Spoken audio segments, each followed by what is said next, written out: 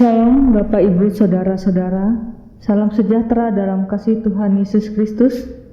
Selamat beribadah pada hari ini, Minggu 27 Desember 2020. Untuk jemaat GKI Langkai yang beribadah di rumah, persembahan dapat diantar ke kantor majelis jemaat GKI Langkai pada hari kerja atau bisa ditransfer melalui rekening majelis jemaat GKI Langkai di Bank Kalteng yang tertera pada lembaran warta jemaat atau bisa dilihat di layar video ini. Apabila sudah melakukan transfer, harap menghubungi bendahara dengan bukti transfer. Kita memulai ibadah kita. Jemaat dimohon berdiri dan kita memuji nama Tuhan dari pelengkap Kidung Jemaat nomor 4 bait 1 dan 2. Angkatlah hatimu pada Tuhan.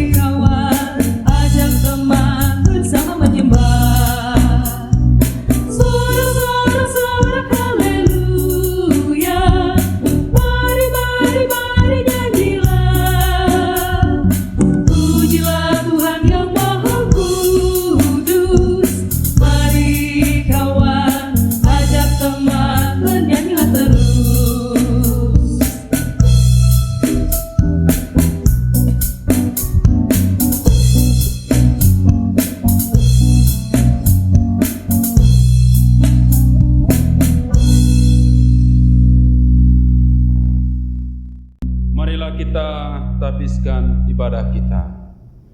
Dalam nama Bapa, Anak, dan Roh Kudus, kasih karunia dan damai sejahtera dari Allah Bapa kita dan dari Tuhan Yesus Kristus menyertai kamu. Amin. Jemaat silakan duduk kembali. Jemaat menyanyi dari pelengkap Kidung Jemaat nomor 40 bait 1 sampai 2.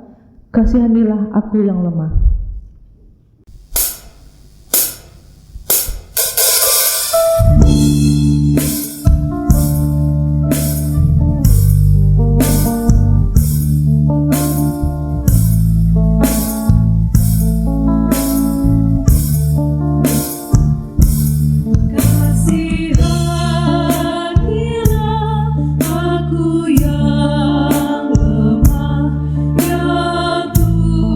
Tuhan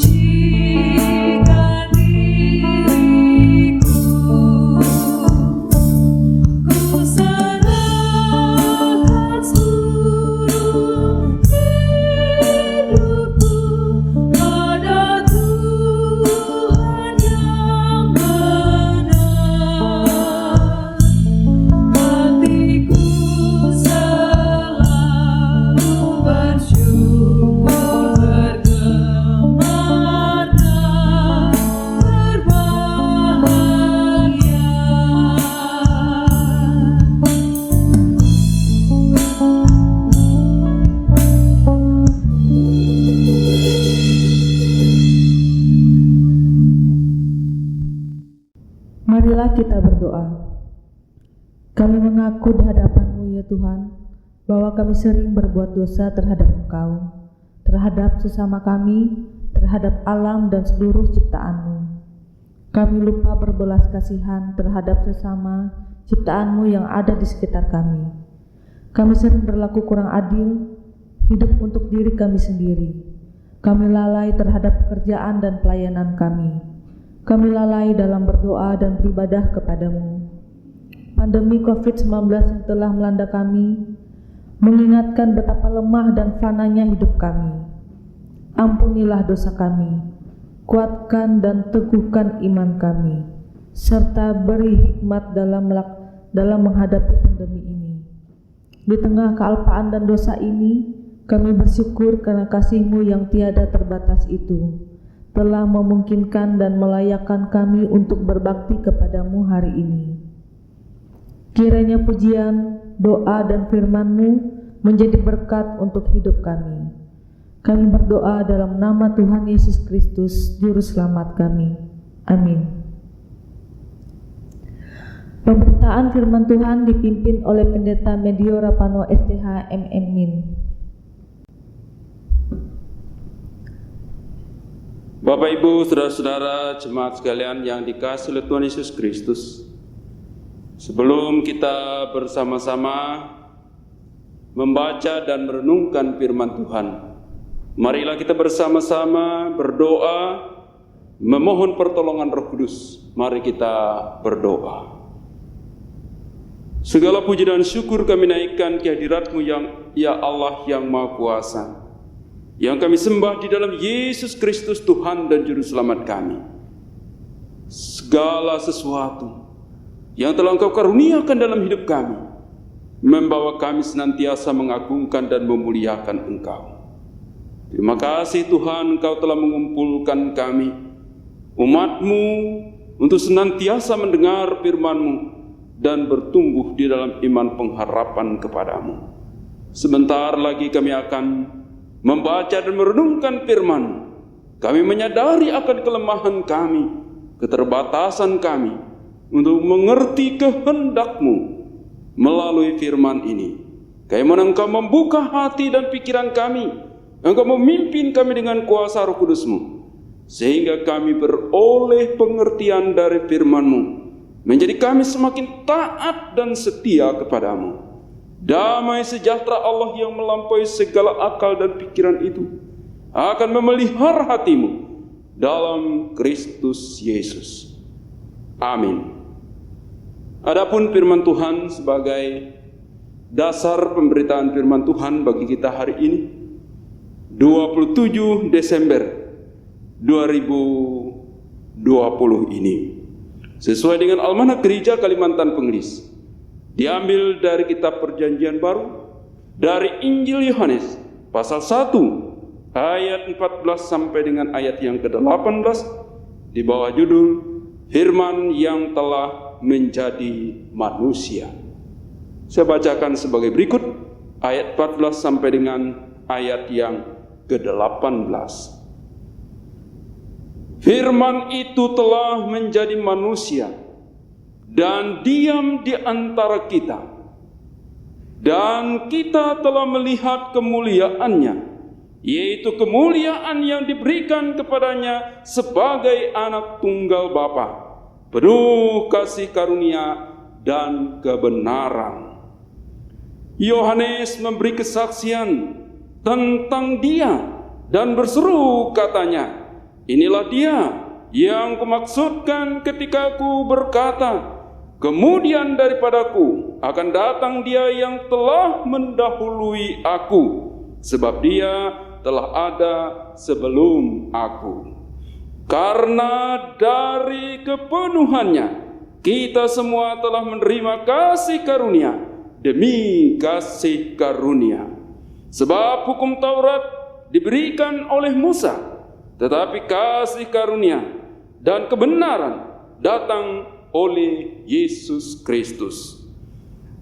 Tidak seorang pun yang pernah melihat Allah, tetapi anak tunggal Allah yang telah yang ada di pangkuan Bapa, dialah yang menyatakannya. Sedemikian jauh pembacaan firman Tuhan.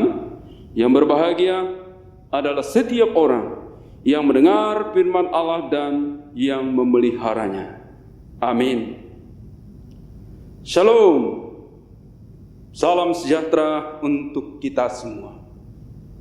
Kalau kita mengamat-amati nas kita hari ini, ternyata ada kesamaannya, ada hubungannya dengan kitab Perjanjian Lama, khususnya mirip teologinya. Kalau kita baca di dalam Kejadian pasal 1 ayat 1 dimulai dengan pada mulanya. Sama juga di dalam Injil Yohanes pasal 1 ayat 1 juga dimulai dengan pada mulanya. Dan lebih lagi dalam Kejadian pasal 1 ayat 2, berfirmanlah Allah. Jadi firmanlah yang digunakan oleh Allah untuk menciptakan segala sesuatu. Tetapi juga ketika kita baca dalam Injil Yohanes pasal 1 ayat 3, segala sesuatu dijadikan oleh Dia dan tanpa Dia tidak ada sesuatu pun yang telah jadi dari segala yang telah dijadikan. Jadi penciptaan pun dilakukan oleh Dia yaitu firman yang telah menjadi manusia itu. Bapak Ibu Saudara yang dikasihi oleh Tuhan Yesus Kristus, apalagi kalau kita selami lebih dalam lagi, memang dalam nas ini, dalam Injil Yohanes pasal 1 ini, banyak sekali kemiripannya dengan kitab Keluaran. Orang Israel keluar dari perbudakan di Mesir, yang dimana Allah hadir di tengah-tengah gembara mereka, perjalanan mereka keluar dari perbudakan dari Mesir ke tanah perjanjian. Bapak Ibu Saudara yang dikasihi oleh Tuhan Yesus Kristus, mari kita melihat nas kita hari ini. Dalam ayat 14 dikatakan demikian, firman itu telah menjadi daging, menjadi manusia dan diam di antara kita. Saudara, firman telah menjadi manusia. Kalau dalam kitab Kejadian pasal 1 ayat 2, berfirmanlah Allah. Firman adalah logos.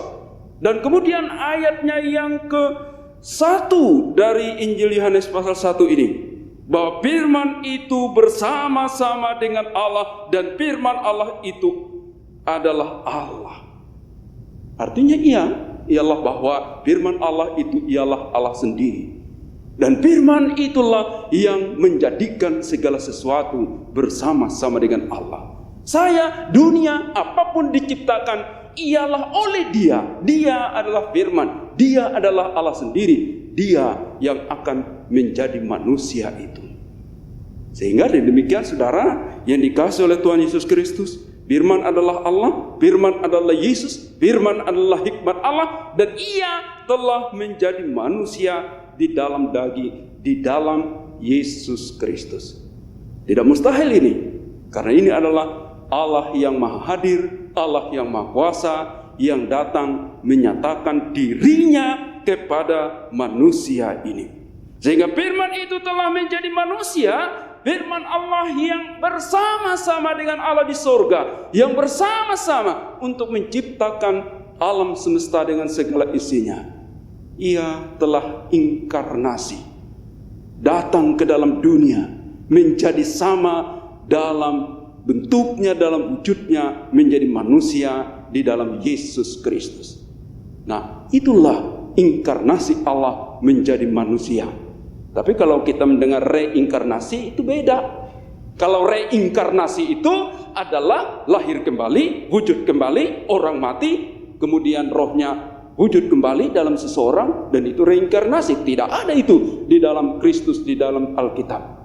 Itu di dalam dunia ini yang berbicara reinkarnasi, lahir kembali seseorang yang telah meninggal berwujud dalam seseorang. Tetapi ini bukan itu. Ini adalah inkarnasi Allah menjadi manusia, firman menjadi daging di dalam Yesus Kristus. Ini ayat yang ke-14. Dan hebatnya lagi, dalam ayat 14 ini dikatakan, Dia diam di antara kita.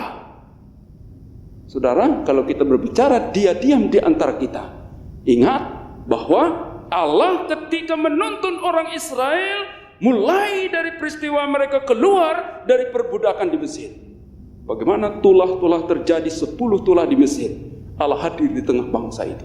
Apalagi ketika mereka keluar dari perbudakan di Mesir, mereka antara kehancuran oleh karena tidak bisa menyeberang laut Tiberau.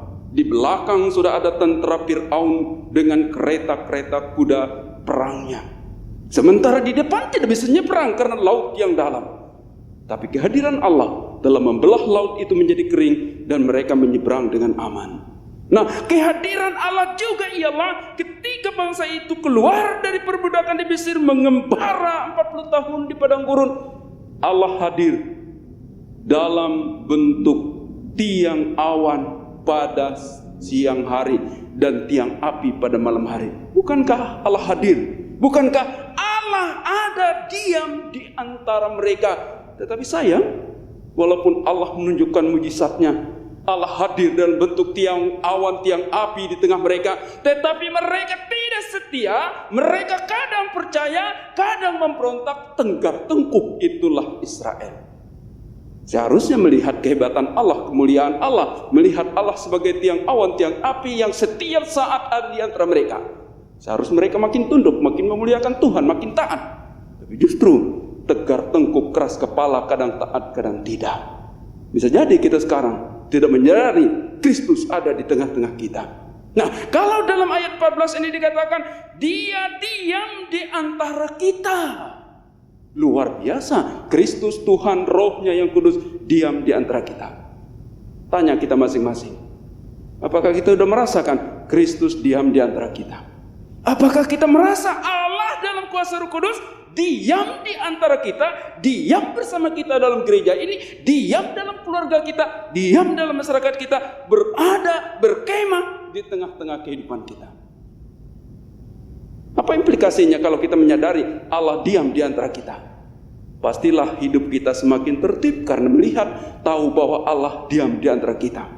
Kalau kita menyadari Allah diam di antara kita dan tinggal bersama kita, hidup kita semakin baik, hidup kita semakin tertib, hidup kita semakin teratur, hidup kita semakin baik, hidup kita semakin mengagungkan dan memuliakan Tuhan.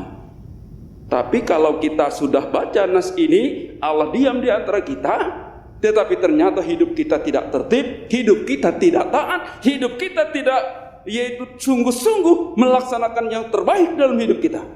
Nah, itu apa bedanya dengan orang Israel yang tiap hari melihat tiang awan, tiang api, wujud penyertaan Allah, tapi tegar tengkuk saja.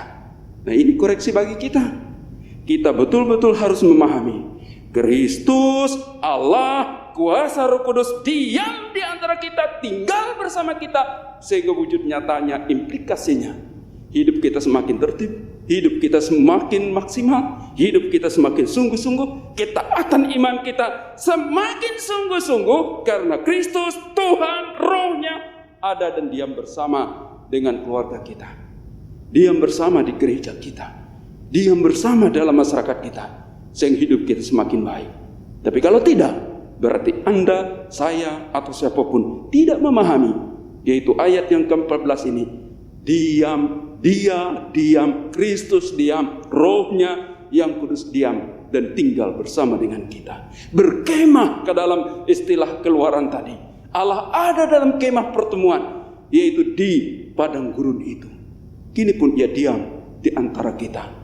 Sehingga kalau demikian, haruslah kita berimplikasi Allah diam dalam hidup kita. Kita semakin baik, semakin memuliakan Tuhan, semakin beriman dalam hidup ini. Nah, saudara yang dikasihi oleh Tuhan Yesus Kristus, tetap dalam ayat yang ke-14 ini dikatakan demikian, kita telah melihat kemuliaannya, yaitu kemuliaan yang diberikan kepadanya sebagai anak tunggal Bapa, penuh kasih karunia dan kebenaran. Yesus Kristus sebagai anak tunggal Bapa. Kenapa ini perlu diungkapkan? Karena banyak orang dalam dunia ini yang mempersoalkan Kristus Putra Allah, Kristus Anak Tunggal Bapa. Itu kenapa mereka mempersoalkan? Karena otak manusia ini yaitu otak yang hanya berpikir secara fisik, berpikir secara biologis, berpikir secara akalnya sendiri. Mana bisa mengerti bahwa Kristus itu Putra Tunggal Bapa bukan secara biologis, bukan secara dunia, bukan secara fisik, tetapi ia hadir inkarnasi Allah. Sehingga Maria mengandung oleh karena dinaungi oleh Roh Kudus Allah, dan anak itu lahir bukan karena perbuatan Yusuf, perbuatan laki-laki secara manusia, tapi karunia Allah dalam kuasa Roh Kudus. Perawan virgin, perawan Maria mengandung dan melahirkan Yesus Kristus itu. Nah saudara, soal nama Yesus itu bukan dikarang oleh Maria, bukan dibuat oleh Yusuf. Nama Yesus itu sudah dikirim langsung dari surga, dari Bapa melalui malaikat Gabriel. Kalau kita lihat dalam nas minggu yang lalu, dalam Lukas pasal 1 ayat 31, bahwa engkau akan mengandung seorang anak laki-laki dan engkau melahirkan seorang anak laki-laki dan engkau menamakan dia Yesus. Dan nama itu bukan dibuat Maria, bukan dibuat Yusuf, bukan dibuat Nabi, bukan dibuat siapa, tapi Allah di sorga telah membuat nama itu, dan nama itu dikirim melalui Gabriel dan dinamakan bayi yang lahir dari Maria itu adalah Yesus Kristus. Nah saudara, bukan nama sembarang nama, tapi ini nama yang dikaruniakan. Jadi kalau soal Putra Tunggal Bapa sangat dimengerti oleh orang-orang yang beriman kepada Tuhan Yesus Kristus itu. Tapi kalau dunia ini mempersoalkannya karena otak mereka, akal mereka hanya biologis, akal mereka hanya duniawi, akal mereka adalah hanya fisik saja, tidak hal-hal rohani, tidak alkitabiah yang sesuai dengan firman Allah. Kalau hanya melihat satu ayat tanpa mengerti keseluruhan Alkitab, wajar saja mempersoalkan soal Putra Tunggal Allah ini. Disebut Allah beranak. Kalau Allah beranak, mana bidannya ya? Nah itu adalah olokan dunia. Orang yang mengolok itu pasti punya ganjaran. Ganjarannya bertobat atau dihukum. Bapak Ibu Saudara yang dikasihi oleh Tuhan Yesus Kristus. Kemudian dikatakan lagi dalam ayat 14 ini, Putra Tunggal Bapa penuh kasih karunia dan kebenaran. Kasih karunia adalah anugerah pemberian. Kebenaran, ya karena ia adalah kebenaran, berasal dari kebenaran, membawa kebenaran, dan kebenaran itulah yang diberikan kepada manusia, dan manusia pun akan dibenarkan oleh dia. Kasih karunia adalah pemberian. Kasih karunia adalah kebaikan. Kasih karunia adalah anugerah yang diberikan oleh Allah walaupun manusia tidak layak menerimanya, walaupun manusia tidak layak diselamatkan. Tapi oleh kasih karunia dalam Kristus, manusia bisa diselamatkan oleh pengampunan dalam Yesus Kristus. Di dalam dia, di dalam Yesus, di dalam firman yang telah menjadi manusia, yaitu Yesus Kristus, ada kasih karunia dan kebenaran. Tidak ada tempat lain. Nah Bapak Ibu Saudara yang dikasihi Tuhan Yesus Kristus, kemudian lanjut ayat 16 demikian, dikatakan dengan jelas ayat yang ke-15, Yohanes memberikan kesaksian tentang dia. Nah saudara, kalau Yohanes itu sangat paham tentang Yesus telah firman telah menjadi manusia, Yesus yang mulia, Yesus yang turun, yang inkarnasi, Allah menjadi manusia di dalam Yesus Kristus ini. Dia sangat paham, dia sangat mengerti, dan dia merasakan kehadirannya.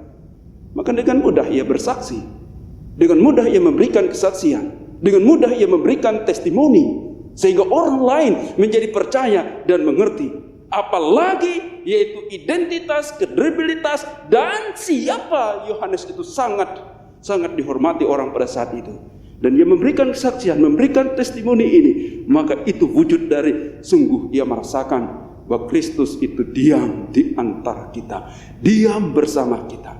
Dan kemudian karena saking pahamnya yaitu Yohanes tentang Yesus Kristus ini, sehingga dalam Yohanes pasal 1 ayat 27 ayat yang ke-27 disanakan, ia akan datang sesudah aku membungkuk, membuka tali kasutnya pun aku tidak layak. Lihat dalam ayat 47. Jadi kalau dibandingkan Yesus dengan Yohanes, Yohanes mengatakan, membungkuk membuka tali sandalnya, tali kasutnya pun aku tidak layak.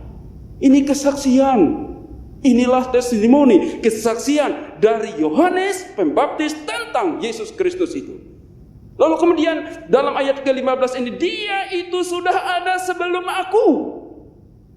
Nah ini kalau secara logika manusia mana mungkin, yaitu Yesus itu lebih dahulu ada sebelum aku. Kenapa? Karena Elizabeth melahirkan Yohanes itu lebih dahulu 6 bulan. Baru kemudian Yesus lahir 6 bulan kemudian. Mana lebih dahulu? Jelas lebih dahulu Yohanes. Tetapi Yohanes mengatakan, ia lebih dahulu ada dan ia ada sebelum aku ada. Apa maksudnya? Ia maksudnya dalam ayat yang pertama, ayat 1 dari Yohanes ini, dia itu bersama-sama dengan Allah, dan ia itu adalah Allah, dan tidak ada yang dijadikan tanpa dia. Yohanes 1 ayat yang ketiga. Artinya apa? Yesus ada, Tuhan ada, dia firman yang telah menjadi daging itu sudah ada dari sebelum penciptaan dunia, sudah kekal dari kekal sampai kekal, ia itu sudah ada. Nah ini kesaksian Yohanes, karena ia sangat paham, karena ia betul-betul mengerti bahwa Yesus itu adalah dari kekal sampai kekal, dia adalah Allah yang kekal. Dan itu kesaksian Yohanes dalam ayat yang ke-15 ini. Nah saudara, apa yang sudah kita saksikan dalam hidup ini? Kita sudahkah bersaksi bahwa Yesus itu sungguh ada, Yesus itu diam dalam keluarga kita? Pernahkah kita menyaksikan, memberikan kesaksian bagi jemaat kita, bagi orang lain? Kristus luar biasa. Penyertaan Kristus sungguh dirasakan.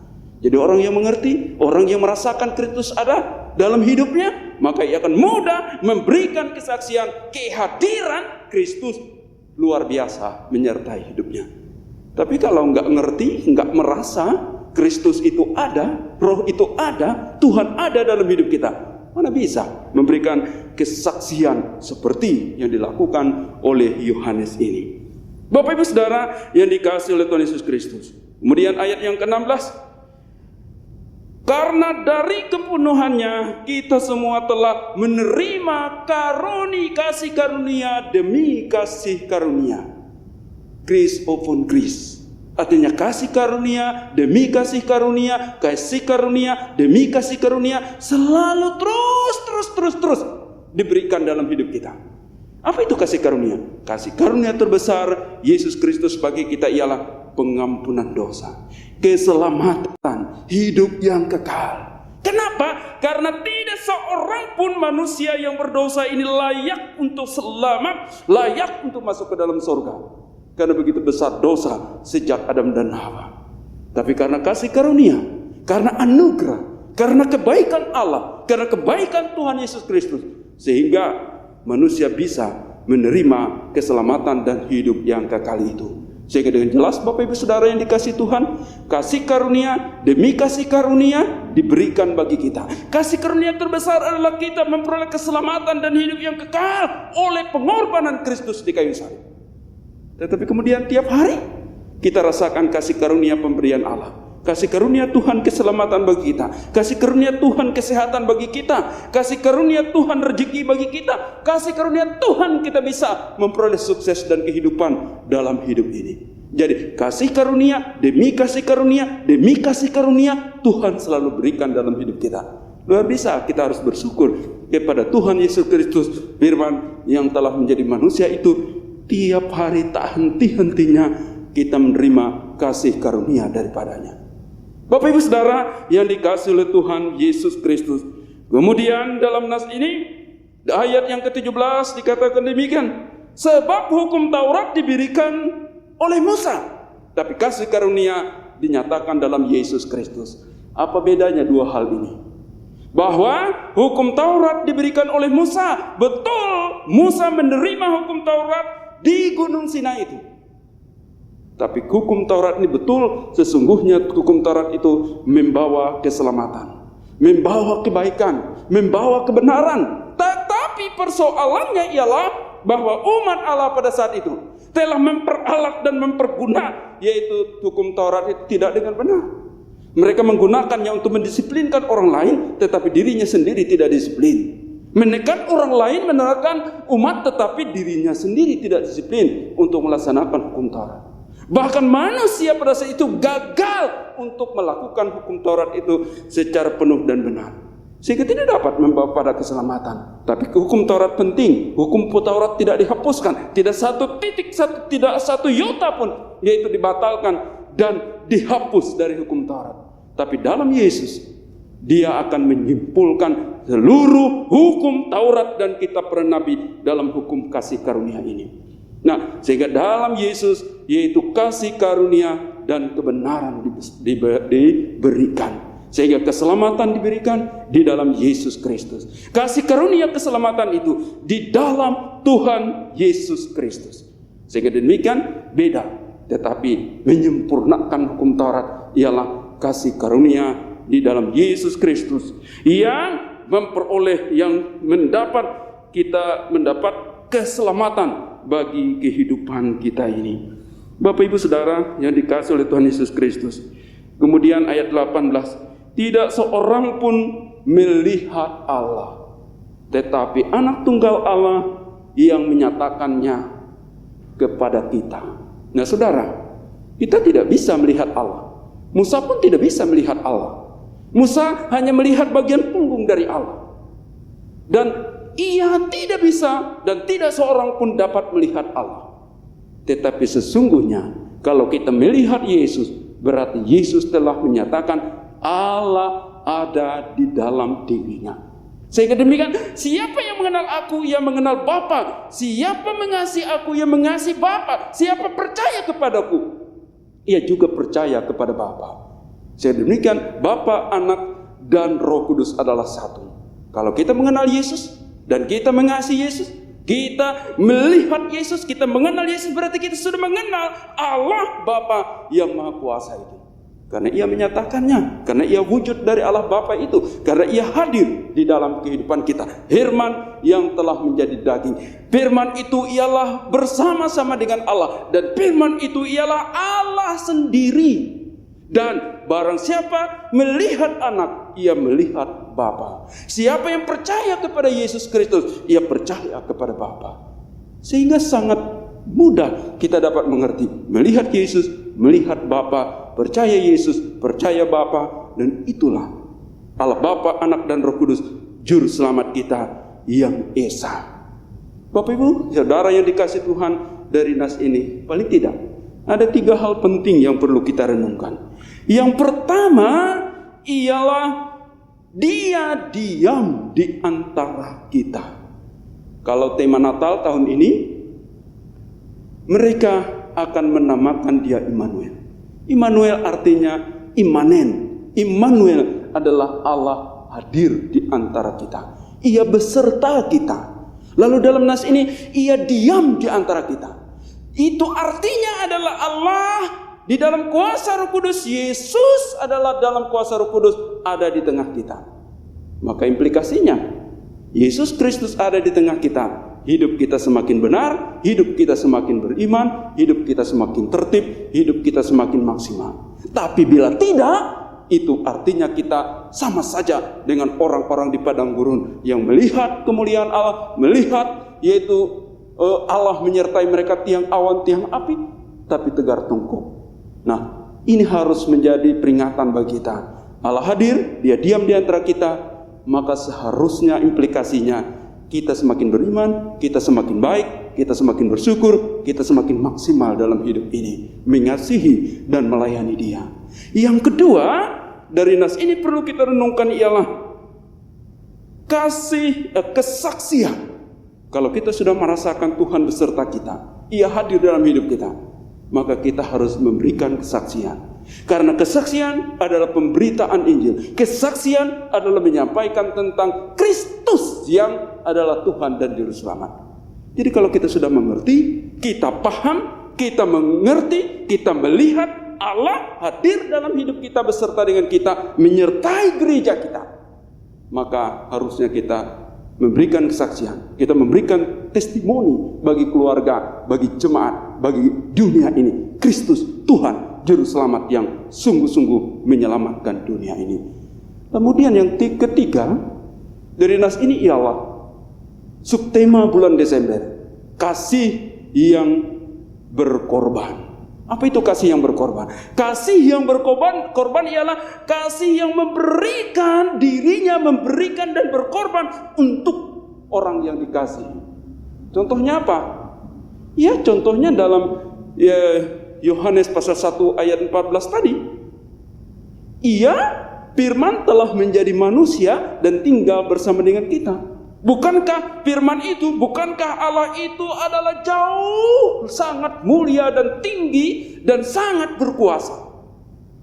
Tapi karena kasihnya yang besar, ia menggunakan putra yang tunggal supaya barang siapa percaya kepadanya tidak binasa, melainkan beroleh hidup yang kekal. Yohanes 3 ayat 16. Bahkan juga dalam Filipi pasal 2 ayat 7, ia mengosongkan dirinya dan menjadi serupa dengan hamba. Artinya apa? Kesetaraan dengan Allah, kemuliaan yang kekal itu tidak dipertahankannya, malah ia mengosongkan diri dan menjadi serupa dengan hamba. Kenapa? Karena ia mengasihi kita, mengasihi dunia ini, mengasihi orang-orang berdosa supaya memperoleh keselamatan dan hidup yang kekal. Ini kasih yang berkorban, kasih Allah yang berkorban dalam Yesus Kristus mati di kayu salib untuk mengganti kita dalam hukuman akibat dosa. Nah, Bapak Ibu Saudara, Allah dalam Kristus lebih dahulu berkorban karena besarnya kasihnya kepada kita. Nah, bagaimana dengan kita? Apakah kita sudah berkorban untuk terus mengasihi Kristus? Apakah kita sudah menyalipkan keinginan daging, keinginan duniawi kita, keinginan hawa nafsu kita demi mengasihi Kristus secara benar di tengah-tengah dunia ini? Bapak Ibu Saudara yang dikasihi Tuhan Yesus Kristus, kesempatan yang berbahagia ini, atas nama pribadi dan keluarga, kami menyampaikan Selamat Natal 2020 dan selamat menyongsong tahun baru 1 Januari 2021. Tuhan Yesus memberkati kita semua. Amin.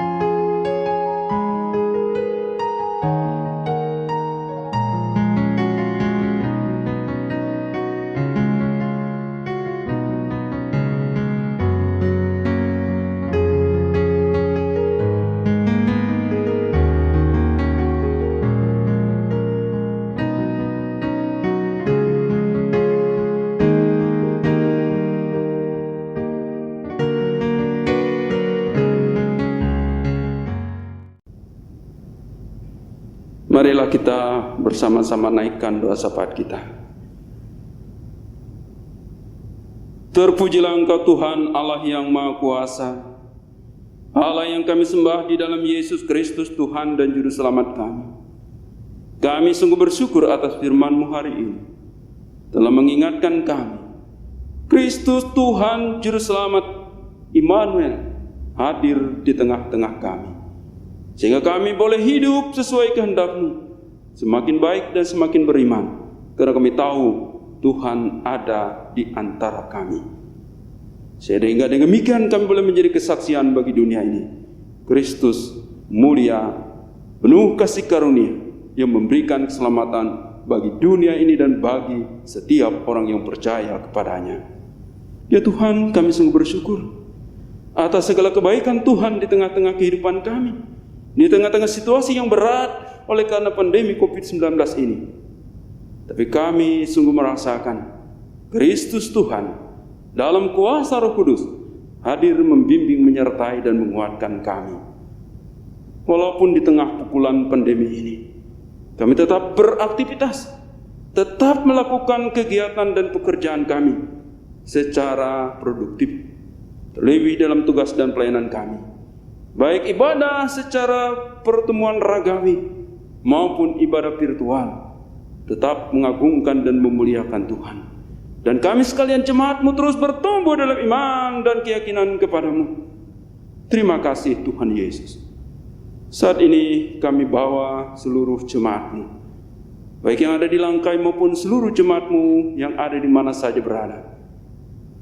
Bapa, kami mohon Engkau hadir dalam kehidupan mereka masing-masing, karena kami tahu Engkau mengenal satu persatu kehidupan jemaat-Mu. Engkau melawat, Engkau berkati mereka semua.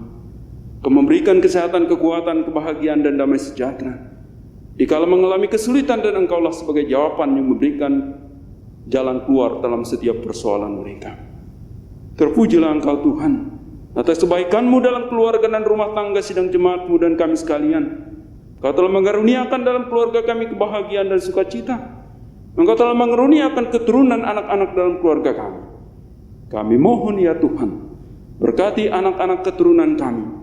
Diberikanlah mereka kesehatan dan kekuatan. Diberikanlah hikmat daripada-Mu, sehingga mereka dapat berjuang dalam kehidupan mereka. Bagi mereka yang dalam tumbuh kembangnya selalu sehat dalam penyertaan Tuhan. Bagi mereka yang sedang dalam perjuangan pendidikan dan menggapai masa depan, diberkati oleh Tuhan, sehingga boleh menjadi anak-anak yang sukses dan berhasil, menjadi kebanggaan di tengah keluarga, menjadi puji hormat bagi kemuliaan Tuhan Yesus Kristus, berguna bagi bangsa negara yang kami cintai ini. Ya Tuhan, kami sungguh bersyukur kepada-Mu atas kasih karunia-Mu. Engkau telah memelihara gereja-gereja di muka bumi ini. Kami mohon Engkau berkati para pendeta, penetua diakon, guru-guru agama, vikaris, penginjil, guru-guru sekolah minggu, dan aktivis dalam gereja-Mu. Diberkati kami semua. Diberikan kesehatan, kekuatan, hikmat, dan kasih-Mu. Menuntun kami sekalian, sehingga boleh melayani dengan penuh kasih bagi kemuliaan Kristus di tengah-tengah jemaat. Jiwa-jiwa dibawa untuk diselamatkan di dalam Yesus Kristus. Terpujilah Engkau Tuhan, karena Engkau selalu mengasihi kami.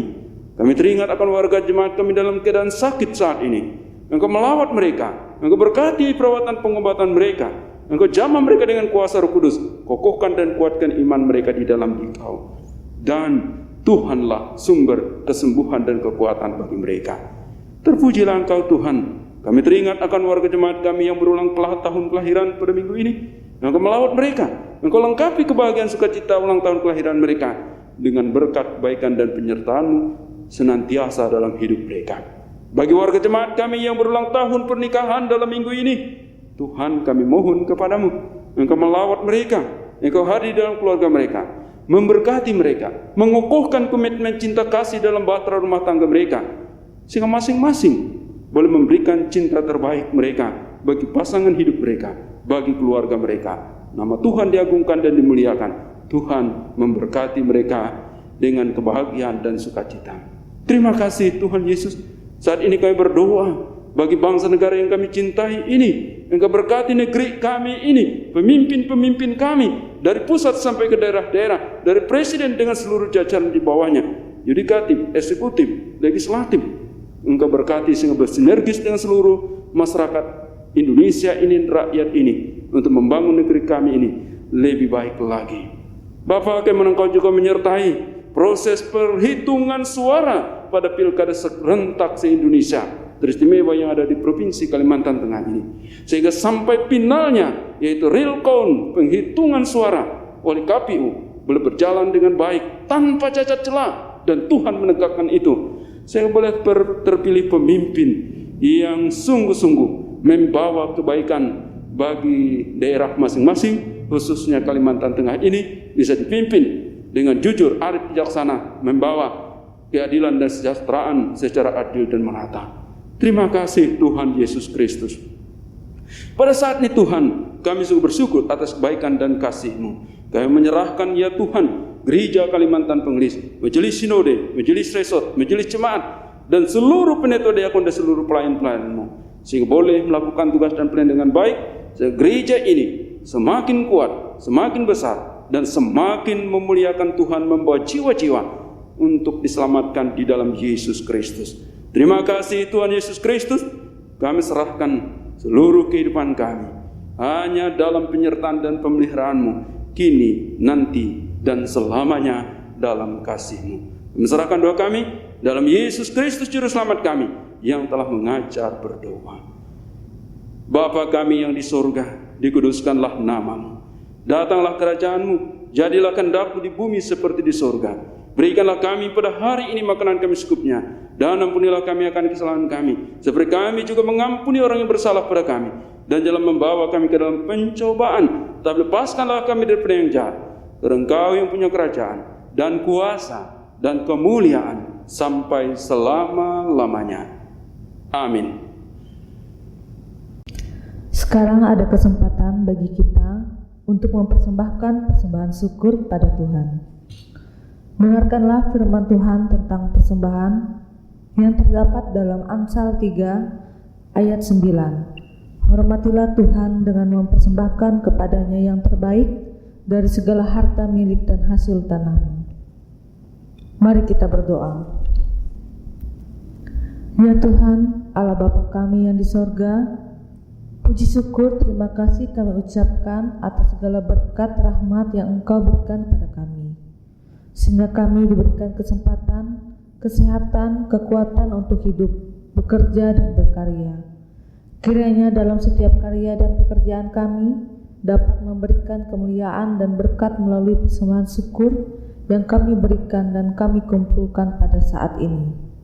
Di dalam nama Tuhan Yesus Kristus kami berdoa dan mengucap syukur. Amin.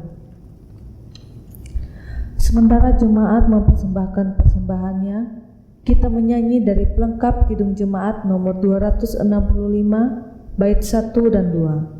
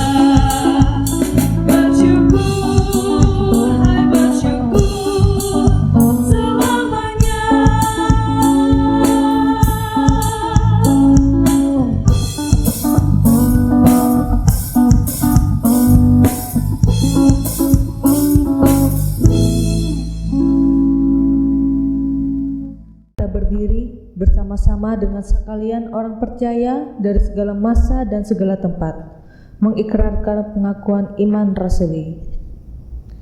Aku percaya kepada Allah Bapa yang Maha Kuasa, Khalik langit dan bumi, dan kepada Yesus Kristus, Anaknya yang tunggal Tuhan kita, yang dikandung daripada Roh Kudus, lahir dari anak darah Maria, yang menderita di bawah pemerintahan Pontius Pilatus, disalibkan, mati dan dikuburkan, turun ke dalam kerajaan maut. Pada hari ketiga bangkit pula dari antara orang mati, naik ke sorga, duduk sebelah kanan Allah Bapa yang Maha Kuasa, dan akan datang dari sana untuk menghakimi orang yang hidup dan yang mati. Aku percaya pada Roh Kudus, gereja yang kudus dan am, persekutuan orang kudus, pengampunan dosa, kebangkitan daging dan hidup yang kekal.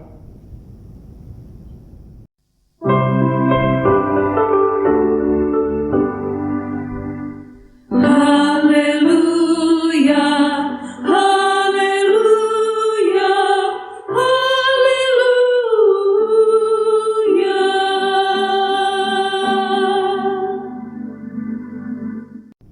Arahkan hati dan hidupmu kepada Allah dan terimalah berkat Tuhan. Tuhan memberkati engkau dan melindungi engkau. Tuhan menyinari engkau dengan wajah-Nya dan memberi engkau kasih karunia. Tuhan menghadapkan wajah-Nya kepadamu dan memberi engkau damai sejahtera.